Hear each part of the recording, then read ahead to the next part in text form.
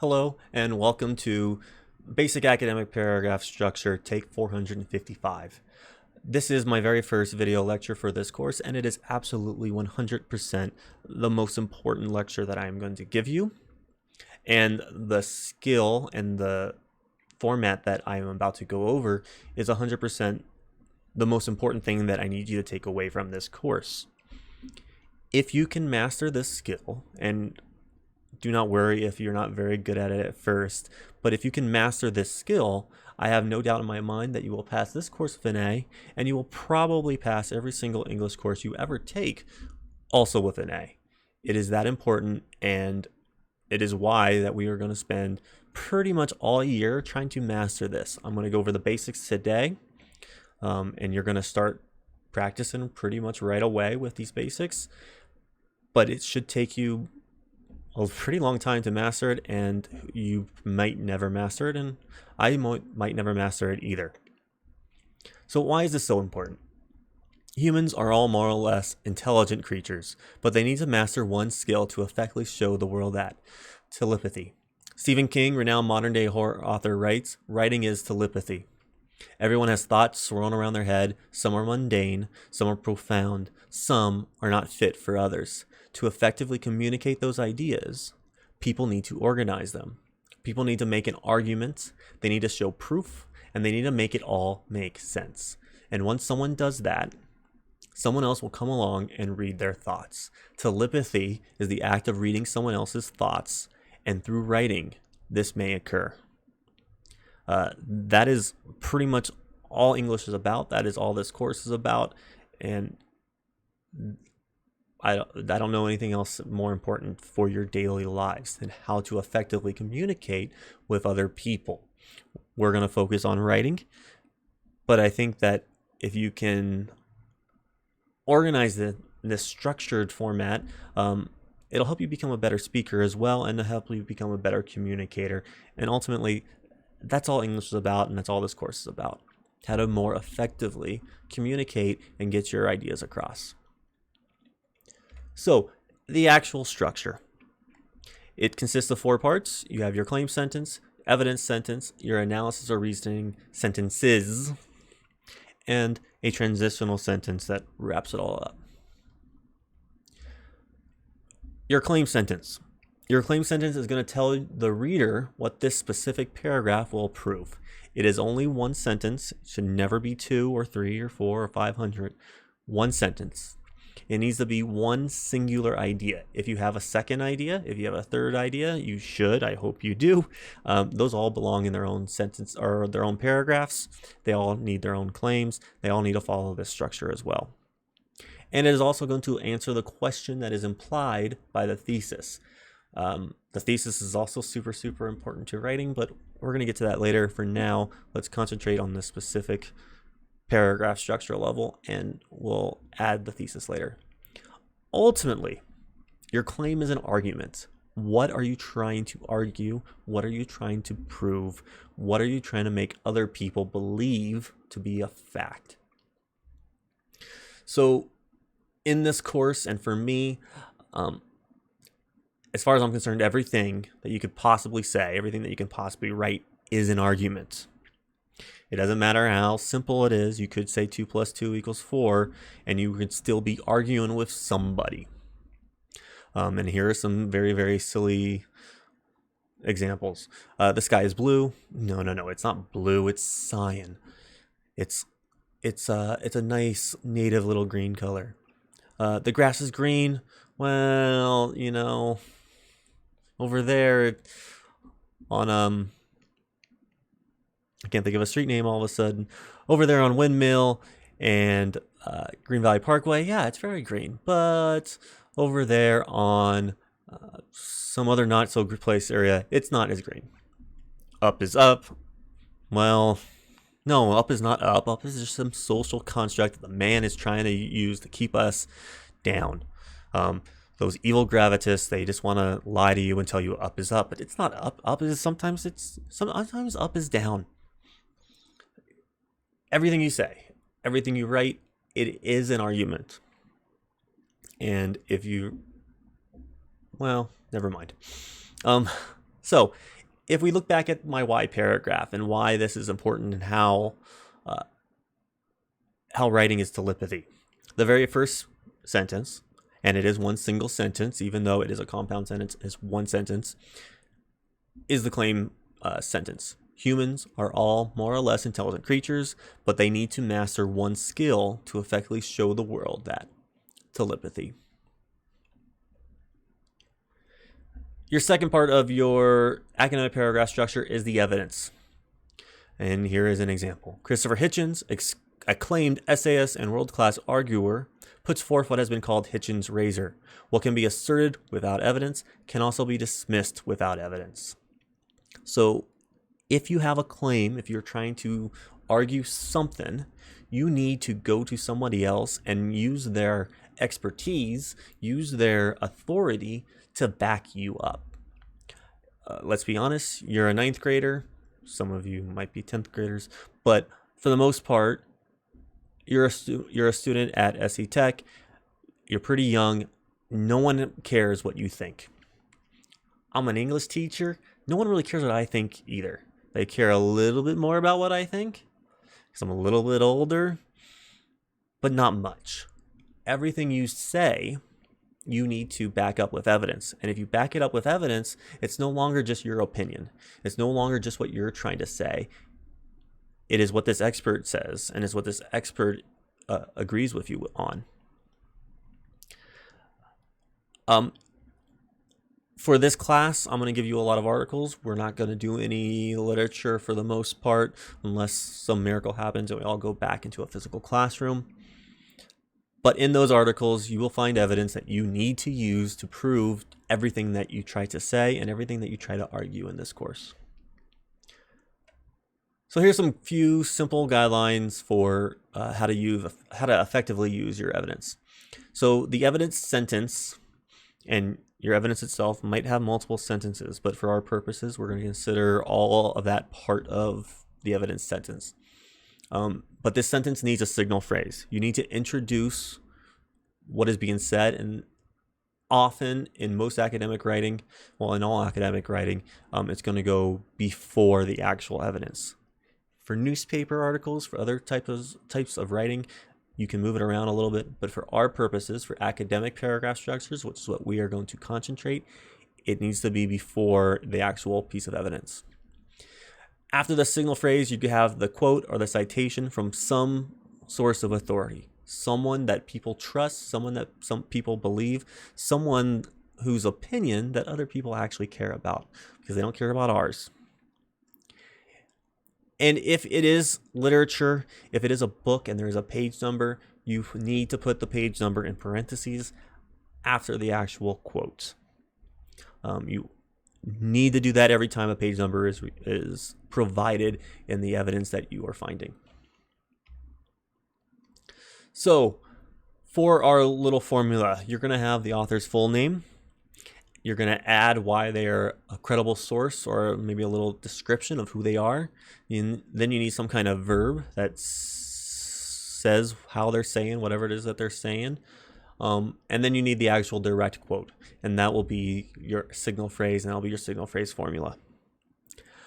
A few verb examples: admits, affirms, analyzes, argues, says, wrote, sung, rapped, whatever the case may be. However the source provided the information that you are using, that's the verb you're going to use. I'm going to include in this module not a full list of signal phrases, but it's going to be a pretty long list of just some examples of words that you can use. The better the word you use, the better your writing is going to be. So in that why paragraph, the second sentence, the sentence right after our claim, Stephen King, renowned modern-day horror author, writes, "Writing is telepathy." So we start out with the author's name, which is Stephen King.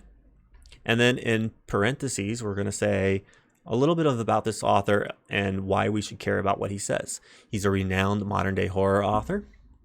That's why we care what he says, because he's a writer. We're going to have our verb. In this case, he wrote this in a book.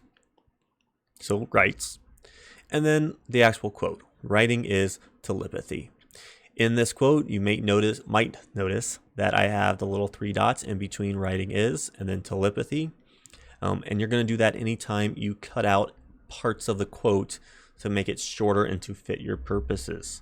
In this case, the only thing I'm actually cutting out were some spaces, so it's not changing anything, and that needs to be a kind of a rule of thumb you use as well. You don't want to change what the author is actually saying to suit your purposes. You need to use it in the correct context, and that is that's kind of part of just academic honesty. Also in this quote, it is from a book, so there is a page number that is in parentheses, page 103. We are going to be using MLA format in this class. You will not write PG dot or page or anything like that. You're just going to put the actual number. Also of note in this quote, or in this this piece of evidence, after telepathy there was a period, but since we are incorporating this quote into our own writing, what we are going to do is we're going to take out that period and we're going to put it after our parenthetical page number. So 103, parentheses 103, parentheses, period. Analysis or reasoning sentences. So I'm going to use these two terms interchangeably throughout this course. They definitely mean something different when you are analyzing what was written. It's not the same as when you are explaining your reasoning. These are two different things. For the sake of this course, we're going to kind of mush them together a little bit. And if I say one thing, I mean either one, and vice versa. So we already have our claim and we have our evidence. And now the analysis or the reasoning is going to show how that evidence proves our claim. The majority of your paragraph and the majority of your writing should be this analysis or reasoning section. This is the most important part of the stuff. Otherwise, all you're doing is you're just kind of organizing a bunch of quotes and you're not saying anything. So how to analyze our reasoning, or how to analyze our reason. I have 3 rules here for you about how to do this. This is also something that I can't cover this in a little short 20-minute recording. But these are 3 rules to get you started, and the rest of this course is kind of adding some more as we go. Everything in the section of the paragraph must strictly be within the scope of your claim sentence. If you do not bring it up in your claim sentence, you do not talk about it in your analysis or reasoning. This is not really a place where you add more information. This is a place where you dissect the information that you've already provided and you make it make more sense. Sometimes if you're getting into writing, you're going to start analyzing and reasoning and you're going to figure out, hey, I messed up my claim a little bit. You can go back and modify it. Or maybe you have to make a new paragraph altogether. But if it's in your claim sentence, that's the only thing that can be in your analysis or your reasonings. And then also everything in this section must show how the evidence proves your claim sentence. You're using this guy's authority or this girl's authority or this lady or whoever's authority. You're using someone's authority to back up what you're trying to say. You're using their authority to convince people of your arguments. If it is not in their evidence, you can't use it. That's not to say you can't kind of extrapolate some extra information based off of what's in that evidence, but you can't add extra stuff. If you're going to add extra stuff, you need to add another paragraph. That'll be a complete different paragraph. Also, you should explain everything like you are talking to a 3rd grader. And I don't mean you should dumb it down or talk to somebody as if they're beneath you, because they probably are. But let's pretend that they're on the same level as you and you just want them to understand what you're thinking. Your brain works differently than my brain, and your brain works differently than your peers' brains, and vice versa. We make connections subconsciously. We don't think about all the things that help us arrive to certain conclusions. When you are analyzing or you are reasoning out in your paragraphs, you need to make all of those connections clear, because your life experiences are not the same as my life experiences. And they're not the same as the person next to you. They're not the same as your grandmother's. We've all lived different lives, And subconsciously, our brain has made connections between certain things that other people have not. So you need to break down all those connections in your thought process. I haven't been teaching that long, but I have never ever seen a ninth grader break down their thoughts and their reasoning too far. So aim on the edge of too much, aim on the edge of repetitive, aim on the edge of wow, this almost looks like its own essay itself, rather than giving me one little sentence here or two sentences here, because that's just not going to cut it. So in that why paragraph, everyone has thoughts swirling around their head. Some are mundane, some are profound, some are not fit for others. To effectively communicate those ideas, people need to organize them. People need to make an argument, they need to show proof, and they need to make it all make sense. And once someone does that, everyone else will come along and read their thoughts. So as you can see, I'm breaking down completely this short little itty bitty quote, why writing is telepathy, and I'm explaining my reasoning of how I got there and how this all makes sense and how my claim is true, which is humans are all more or less intelligent creatures, but they need to master one skill to effectively show the world that telepathy. One thing you should definitely notice here is that highlighted section, the reason and analysis section, that is the majority of this paragraph. It's not much longer than the other three sections altogether, but it is as long as the other three sections. Your writing should go, you should always do at least that. And I would say, hey, you could even break this down a little farther, and you can even make this a little longer, and it's going to be a more effective paragraph that way. And then we have our transitional sentence. The transitional sentence is the last sentence of every academic paragraph that you write, and it needs to do two things. One, you need to wrap up the thought or the idea that you presented. You need to wrap up your argument that you have in your claim. And then also, of course, you need to lead the reader to the next paragraph. If it's the very last one and the next thing is the conclusion, you need to lead the reader to that conclusion.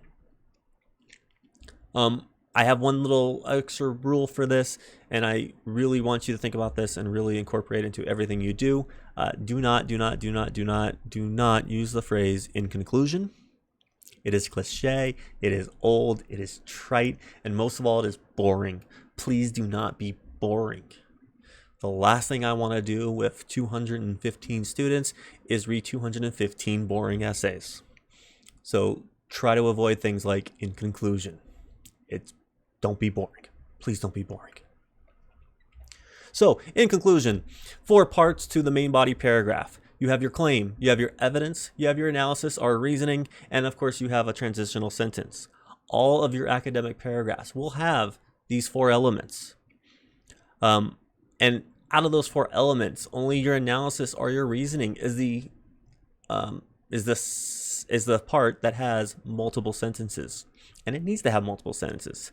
If you have one sentence for each of these 4 parts and you only have 4 sentences, you don't have a full paragraph. Well, you do, because a full paragraph would be like, no, could be a full paragraph. But you don't have a full academic paragraph. I know some of you have heard in the past that a paragraph is 5 to 7 sentences. Forget that information. That is old. That's no longer what we're worried about. Now we're worried about the content of those sentences. We're worried about the content and the structure of each of your individual paragraphs. And again, one last thing, or not one last thing, because this is not a new thing. This literally is the most important thing you will do in this class, and mastering this academic structure is everything to how well you do in this class. So if any of this did not make sense, please go back. I hope, since you did have the opportunity, you were taking notes while you went through this, but if you didn't, go back and watch it again. Pause between each slide and write down some notes. You have that opportunity as someone who is watching a recorded virtual lecture. That's the beauty of it. If I spoke too fast to you, there are ways to use there are ways in your browser that you can slow me down and make me speak slower. Don't be afraid to do that. Don't feel bad about doing that, because this, again, this information, this is the class. How to effectively do this and how to make this even better. And if you remember when I was showing you my analysis of reasoning and I was explaining that, hey, maybe it's not long enough, I wrote this. I could still improve upon this. It's not something that you are going to be perfect at. It's something that you can always grow and become better and better and better at. And that is our goal, is not to just be able to do this, but to do it very well and to become a master at it, and to set you on the path of success for all of your journey here at Secta.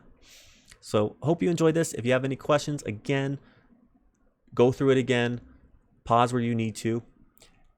And of course, I will be available to answer any questions. And if you feel like it's a finer point thing, don't worry too much about it, because again, we're going to be spending a lot of time with this. So good luck, have fun, and goodbye.